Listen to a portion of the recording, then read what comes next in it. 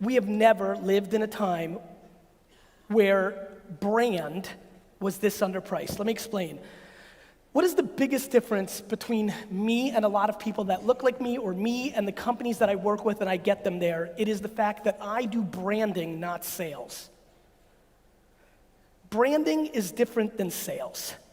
I love when people come up to me like, Gary, I'm a marketer. I'm like, cool, what do you do? Well, I am affiliate marketer, and it's, conversion-based, top of the, I'm like, you're a salesman, bro.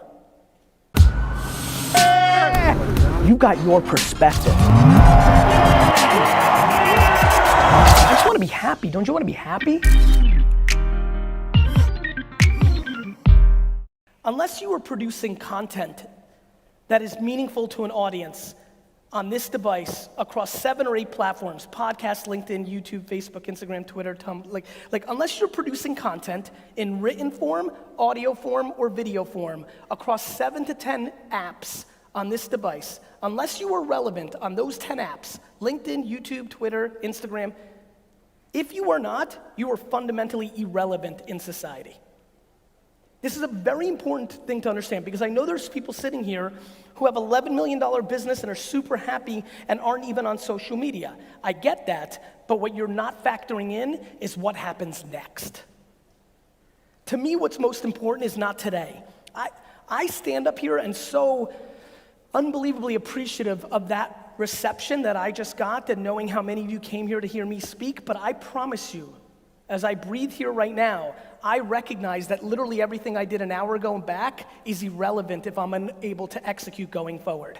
Tomorrow, if I start making the wrong decisions and not executing, begins the vulnerability of unwinding everything I've done. And I think we all understand in society, we react much heavier to mistakes than we do to successes.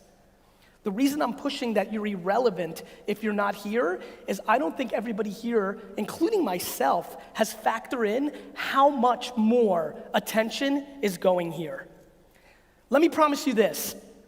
No matter what you think about technology, your kids on iPads all day, you always on the phone, nobody talking to each other, how you judge kids because they don't shake people in the hand and look in the eye, and all the other horseshit that demonizes technology, right this second, the way we interact with technology is the most basic you will ever see in your life. 10 years from now, every one of these phones, every one of these video game platforms, every one of these websites are gonna seem like a fucking beeper and MySpace. You have to understand this. Here's why. There is nobody here pot committed enough to this, including myself. There is nobody in this theater right now pot committed to this enough, including myself. When I say pot committed to this, what do I mean? I mean, every person in this room needs to take a substantial step back and understand,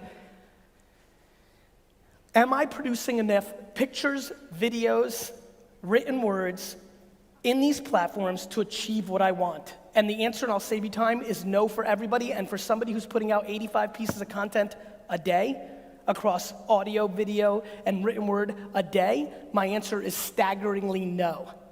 Meanwhile, there are people here who take 4.5 hours to figure out a perfect Instagram post because they want it to look good when somebody lands on their fucking profile. It's true.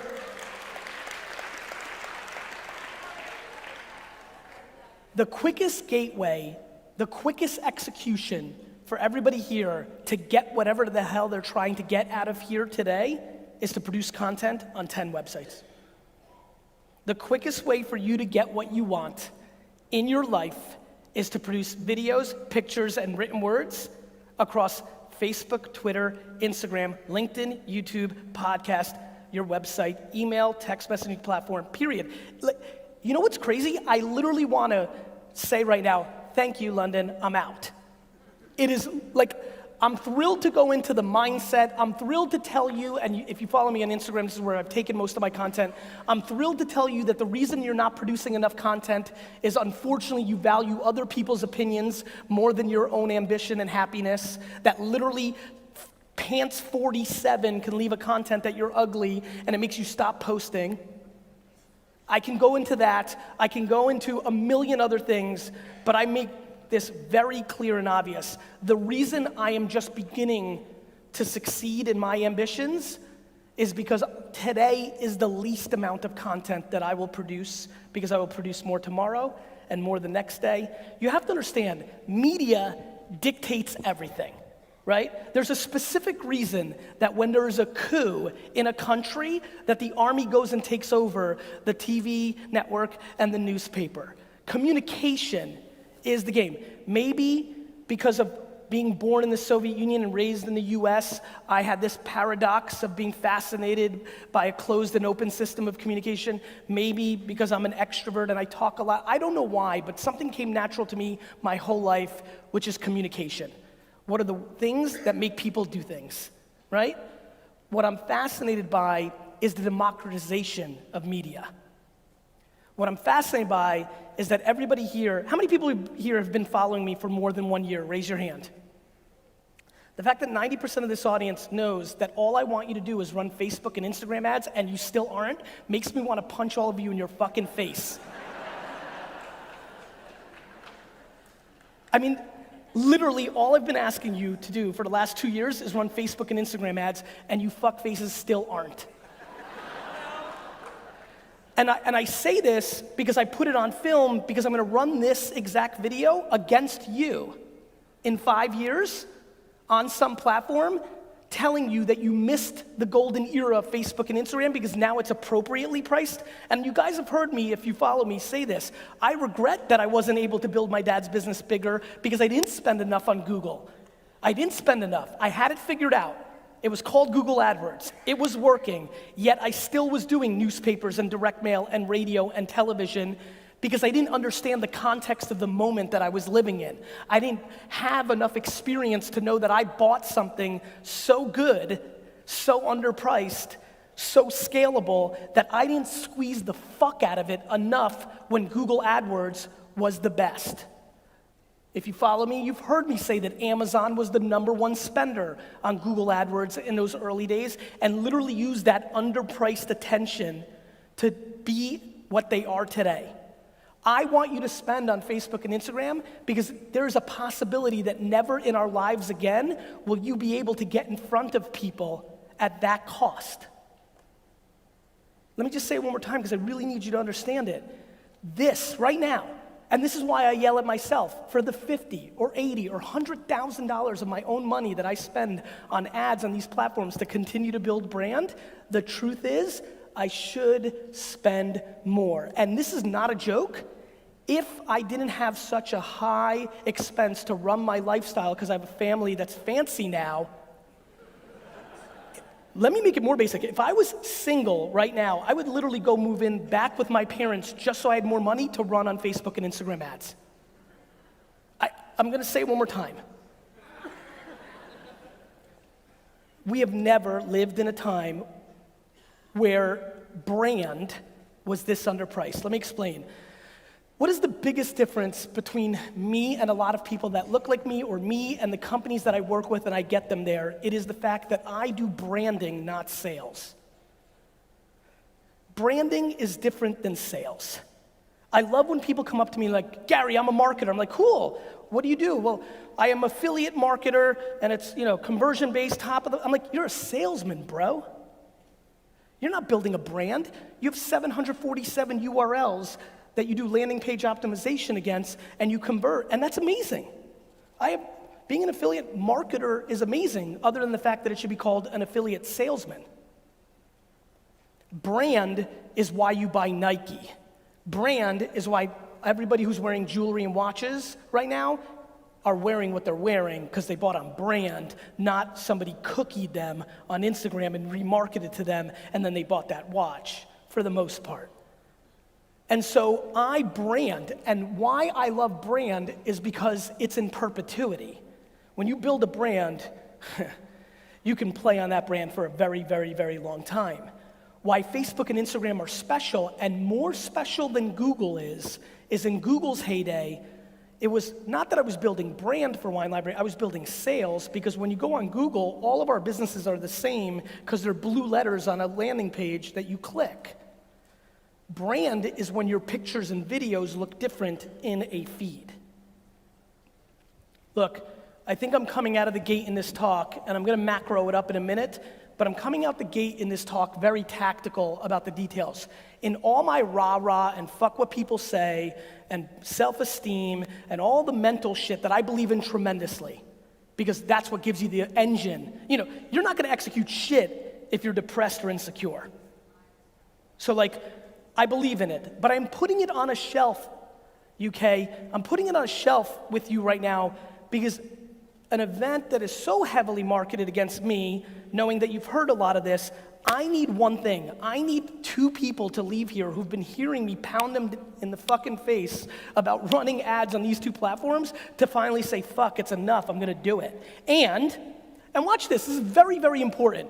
And please don't bullshit, raise your hands. How many people here have run Facebook and Instagram ads and it has not worked for their business? Raise your hands. Raise it high. Me too, because not every execution works. Not every execution works. It doesn't mean it's not ROI positive.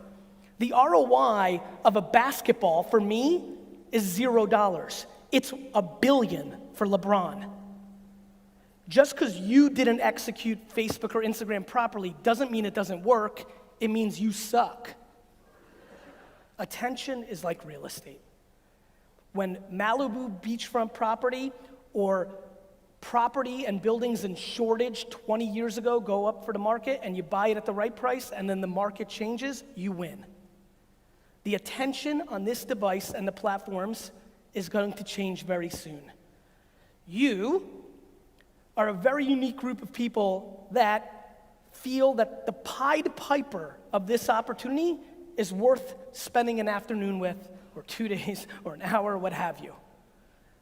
It devastates me that you even pay attention to me at all and don't execute on the biggest gift that I'm trying to give you. Just because somebody has 800,000 followers on Instagram and you pay them $1,000 and somebody else has 40,000 and they want $1,000, I'm surprised how basic people are and they think the 800,000 is the better deal. I understand, it makes sense, the math is pretty clear, but a good affiliate marketer can tell you the conversion's gonna really matter. If you're trying to sell something, whether it's a service or a product, I couldn't push you harder to get into the culture of DMing influencers that you think may represent your brand properly or just have big audiences and start asking them what they would want for them to post about your B2B SaaS product or your new app or your hula hoop or your fucking cool t-shirt or whatever it may be. All I ever think about, I'm very basic. I keep shit super simple on supply and demand. I overlay attention and then culture, what's happening in it, and that becomes me, and I will always do that. No question, the other territory that I'm completely blown away by is influencers. Super underpriced, potentially super overpriced, but not allocating a couple $100, a couple $1,000, tens of thousands of bucks, depending on the size of your business, and putting it into that tunnel and that funnel and tasting it for yourself is a huge missed opportunity. Huge. Let me talk about another execution. I'm really excited about how tactical I'm getting today. Pre-roll YouTube. How many people here consume videos on YouTube? Raise your hands. Cool. Pre-roll YouTube. There's a way for you to segment and target people based on what they searched on Google and then pre-roll them based on what they're doing on YouTube. Meaning, there's a segmentation that allows you to target every single person that searched open houses in downtown London. If you're a real estate agent selling in downtown London and he's searching open houses in downtown London, but then 4 hours later he goes to watch Arsenal videos on YouTube, your pre-roll can show up first based on the context and data that that person created in YouTube search. It is one of the unbelievably strong brand and sales executions in the game, and you should literally go home and Google, because I don't know what Google's proper terminology is of this segmentation. How do I segment based on Google search as a pre-roll YouTube ad? Verbatim that. How do I search pre-roll YouTube ads based on Google search queries? If you're willing to unbelievably work and understand how the ads work, and unbelievably work and understand how the pictures, videos, and written words work, you will hit pay dirt, mainly on the back of what I did earlier when said, hey, for everybody that's got it, wasn't it so weirdly easy? The answer is yes. The attention is just so grossly underpriced, and it won't be. And so I'm passionate, as you can tell, and I'll tell you something. How many people here actually have been, 2014, how many people here have been following me for more than 7 years? It shouldn't be a lot, but I want to see it. Raise your hands. So for the 20 or 30 of you, you know I got quiet in 12, 13, 14, 15. Like, I was quiet. There wasn't content. Wine was done. I wasn't making business videos. Like, once or twice a year, a keynote from a talk because I was doing a little talking. I got quiet because there was nothing to yell about.